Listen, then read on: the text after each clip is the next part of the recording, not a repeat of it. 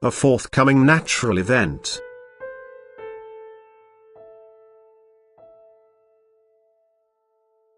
In the foreseeable future you will experience the truth of my word, for I will express myself through the forces of nature, as I have constantly forewarned.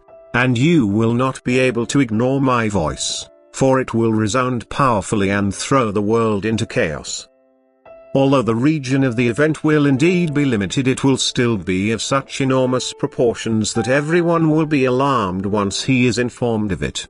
For, at first, all communications to the affected areas will be cut off. An eerie silence will engulf the disaster zone because all contact is lost until the first horror has passed. And then the world will be informed of what has happened, before it receives the news of the disastrous details. However, people have to be sharply spoken to by me because they refuse to listen to my gentle voice, because they don't believe my word which is sent from above and conveyed to them by my messengers. Hence, I have to express myself such that my voice cannot be ignored. And I have to send a judgment on humanity to which many people will fall victim but who may nevertheless receive my love and grace due to their untimely death.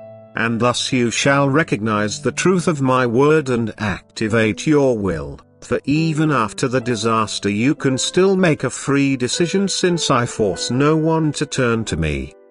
Yet the appalling natural event can contribute towards people finding their way to me, because the adversity is extreme and there is no obvious rescue from any side.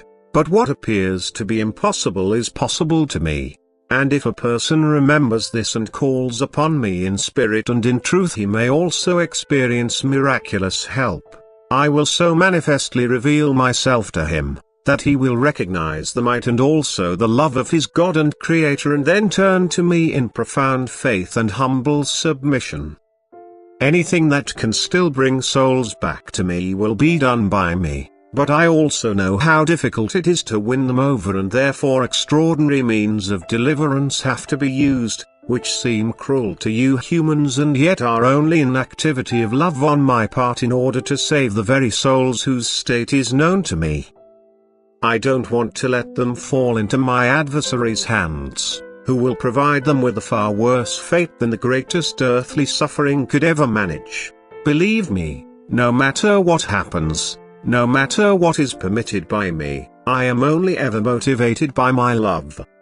I watch over every person's fate. No one is too unimportant or too immature for me. I care for all of you who are presently living on earth as human beings, because I want to help you reach final perfection on earth, because I want to protect you from the fate of a new banishment, and only ever want you to turn your thoughts to me, so that you will escape the final downfall, to be placed once more into the creations of the new earth. And irrespective of how disastrous my intervention is for the people of the affected regions, it is justified by my love for you, for from a spiritual point of view it is just a rescue mission and not an act of condemnation. Your earthly loss is irrelevant compared to the gain which your souls can achieve. And if you have to lose your life, then you may also depend on my mercy, which provides you with the opportunity in the kingdom of the beyond to become enlightened and to ascend. For on earth you would, with certainty, have fallen prey to my adversary, and from this I want to protect those of you whom I recognize as still being capable of change. For there is only a short time left before the end, and this end will come soon afterwards.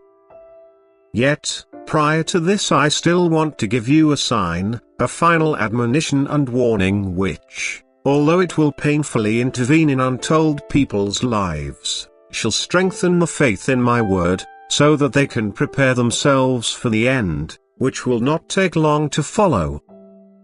Amen.